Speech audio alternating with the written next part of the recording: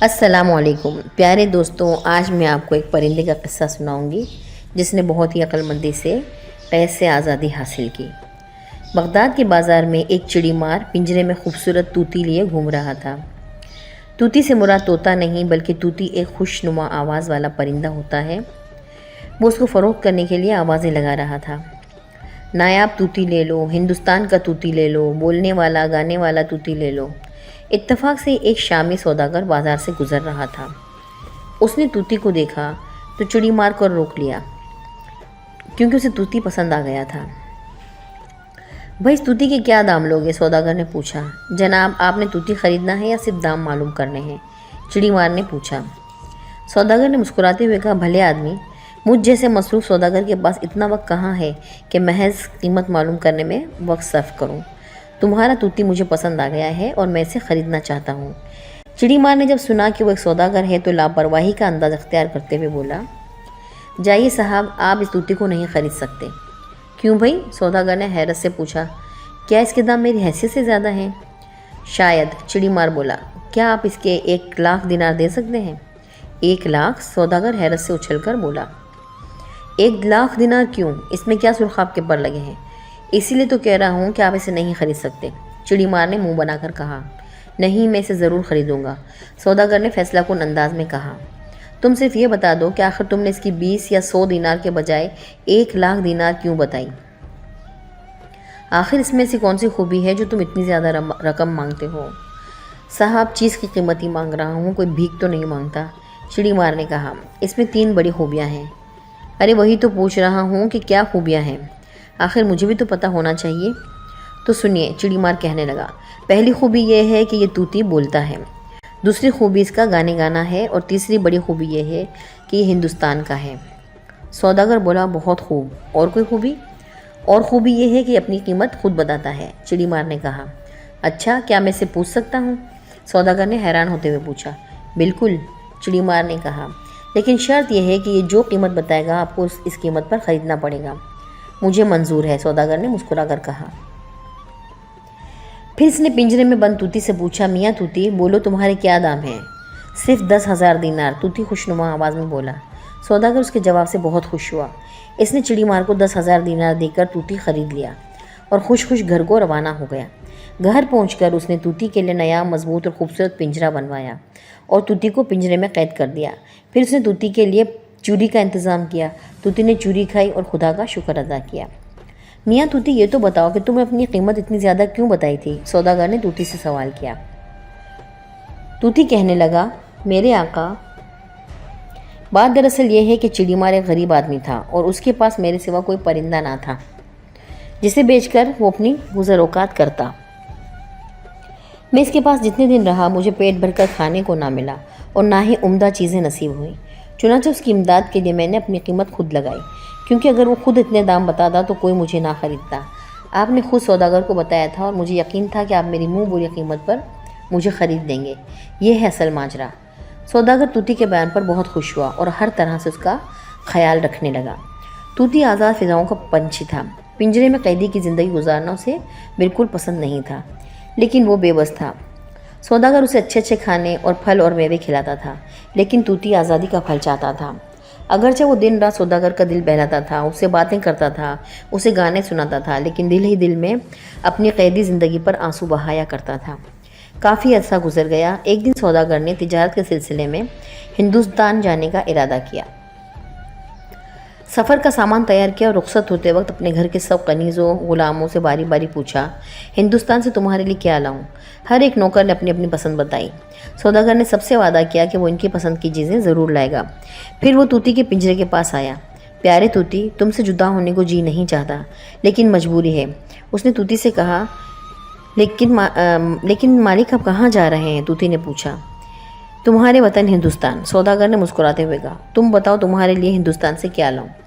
طوطی نے کہا، مجھے کسی تحفے کی خواہش نہیں ہے، البتہ میرا ایک پیغام وہاں کے طوطیوں کو دے دیجیے گا۔ بہت بہتر، کیا کہوں ان سے؟ سوداگر نے پوچھا۔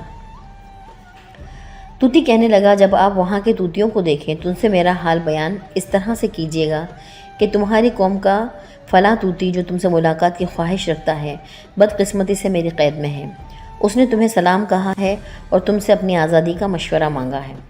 ان سے کہیے گا کہ کیا میں تمہیں دیکھنے اور ملنے کی آرزو میں ختم ہو جاؤں اور تمہاری جدائی میں مر جاؤں؟ کیا یہ انصاف ہے کہ میں سخت قید میں پھڑپھڑا رہا ہوں اور تم کبھی ہریالی پر اور کبھی درختوں پر مزے اڑاؤ؟ کیا وفا کا یہی قانون ہے؟ میں اس قید کی بے بسی کی زندگی گزار رہا ہوں اور تم خوشبوؤں اور خوشنما فضاؤں میں آزادی سے چہکتے پھر رہے ہو۔ ٹھیک ہے، میں تمہارا پیغام تمہاری قوم تک ضرور پہنچا دوں گا۔ سوداگر نے طوطی سے وعدہ کیا اور ہندوستان کی طرف چل پڑا۔ کئی دن سفر کے بعد وہ ہندوستان کی حدود میں پہنچا۔ اس کا گزر ایک جنگل سے ہوا۔ اس جنگل میں ایک جگہ درخت پر چند طوطی بیٹھے دکھائی دیے تو اس نے اپنے طوطی کا پیغام ان کو دیا۔ اس نے گھوڑا روکا اور ان طوطیوں کو آواز دے کر کہا، تمہارا ایک ہم قوم اور ہم وطن طوطی میرے قید میں ہے۔ اس نے تمہارے لیے ایک پیغام بھیجا ہے۔ پھر اس نے ان طوطیوں کو اپنے طوطی کا پیغام دیا۔ پیغام اس قدر دل ہلا دینے والا تھا کہ درخت پر بیٹھے طوطی بے اختیار رونے لگے۔ ان میں سے ایک طوطی تو اپنے ہم وطن طوطی کی قید کا حال سن کر اتنا رنجیدہ ہوا کہ وہ غم سے نڈھال ہو کر درخت سے نیچے گرا اور تڑپنے لگا۔ اس کا سانس بند ہونے لگا۔ سوداگر نے طوطی کو مرتے دیکھا تو بہت پشیمان ہوا۔ وہ اپنے آپ سے کہنے لگا، میں نے پیغام دے کر ناحق ایک طوطی کی جان لے لی۔ شاید یہ میرے طوطی کا بہت قریبی عزیز تھا جو میری طوطی کی قید کی خبر برداشت نہیں کر سکا اور اپنی جان دے دی۔ کاش میں یہ پیغام نہ سناتا۔ سوداگر وہاں سے چل پڑا۔ ہندوستان میں اپنے کام سے فارغ ہو کر اپنے غلاموں کے لیے ان کی پسند کے تحفے خریدے اور واپس اپنے وطن چل دیا۔ وطن پہنچ کے اس نے ہر نوکر کو ان کی پسند کا تحفہ دیا اور ہر لونڈی کو نقد پیسے۔ طوطی بیچارہ دیکھتا رہا۔ سوداگر اس کے پاس آیا۔ مالک، کیا آپ نے میری فرمائش بھی پوری کی تھی؟ طوطی نے پوچھا۔ آپ نے ان سے کیا کہا اور کیا دیکھا؟ جلدی بتائیے۔ سوداگر کہنے لگا، نہیں، میرا جی نہیں چاہتا۔ میں تمہارا پیغام دے کر پچھتا رہا ہوں۔ میں اپنا ہاتھ چباتا ہوں اور انگلیاں کاٹتا ہوں کہ تمہارا بیہودہ پیغام میں نے ان کو کیوں دیا۔ میرے مالک، پشیمانی کی کیا بات ہے؟ آخر وہ کون سی ایسی پشیمانی ہے جس میں آپ اتنا غم و غصہ کر رہے ہیں؟ طوطی نے پوچھا۔ سوداگر بولا، مجھے ہندوستان کے جنگل میں تمہارے ہم قوم طوطیوں کا گروہ نظر آیا اور میں نے انہیں تمہاری کہانی سنائی۔ تمہارا پیغام سنتے ہی ان میں سے ایک کا غم سے کلیجہ پھٹ گیا اور وہ تڑپتا ہوا گرا اور مر گیا۔ میں بے حد پچھتایا کہ تمہارا پیغام دیا ہی کیوں، لیکن میری پشیمانی بیکار تھی کیونکہ پیغام دینے کے بعد پچھتانے کا کوئی فائدہ نہ تھا۔ سوداگر کی بات سن کر طوطی پنجرے میں تڑپتا ہوا گرا اور مر گیا۔ سوداگر نے اپنے طوطی کو مرتے دیکھا تو کھڑا ہو گیا، اپنی ٹوپی سر سے اتار کر زمین پر پٹخ دی اور رنج و غم کی شدت سے رونے اور افسوس کرنے لگا۔ اے خوبصورت اور خوش آواز طوطی، یہ تجھے کیا ہو گیا؟ میرے پیارے، ہائے ہائے، تو بہت نایاب اور انمول تھا۔ تیری آواز میں جادو تھا۔ جب تو گانا گاتا تھا تو کانوں میں رس گھولتا تھا۔ ہائے میرے ہندوستانی طوطی، تو نے کیوں جان دے دی؟ تو مجھے کیوں جدائی کا غم دے گیا؟ کافی دیر رنج و غم کرنے اور رونے پیٹنے کے بعد سوداگر نے پنجرے کا دروازہ کھولا اور طوطی کو نکال کر باہر پھینک دیا۔ طوطی فوراً ہی اڑ کر درخت کی بلند شاخ پر جا بیٹھا۔ وہ مردہ طوطی اس طرح اڑا تھا جیسے سورج سے مشرق طلوع ہوتا ہے۔ سوداگر طوطی کی اس حرکت پر حیران و پریشان ہو گیا۔ وہ دھوکے میں رہ گیا تھا۔ اس نے اچانک اس طوطی کی چالاکی دیکھی تو اس سے کہنے لگا، اے میرے خوش آواز طوطی، ذرا یہ تو بتا کہ تو نے ایسا کیوں کیا؟ ہندوستان کے طوطی نے تمہیں کون سا اشارہ دیا جسے تو سمجھ گیا اور میری آنکھوں پر مکر و فریب کا پردہ ڈال دیا؟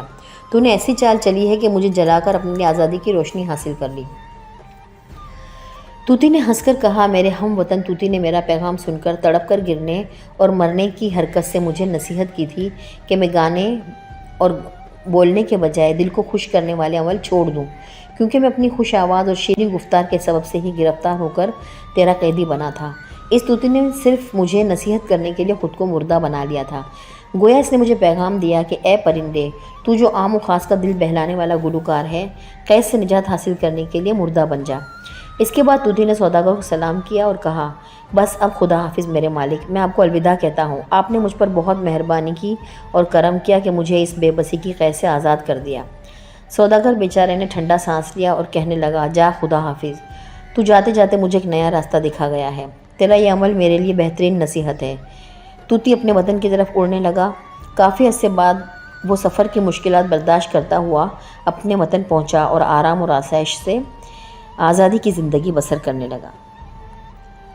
سوداگر نے اپنے دل میں خود سے کہا، اب میرے لیے یہی بہتر ہے کہ میں بھی طوطی کی طرح آزاد اور روشن زندگی گزاروں۔ اس کہانی سے ہمیں یہ سبق حاصل ہوتا ہے کہ عقل اور ذہانت سے سخت قید سے بھی آزادی حاصل کی جا سکتی ہے۔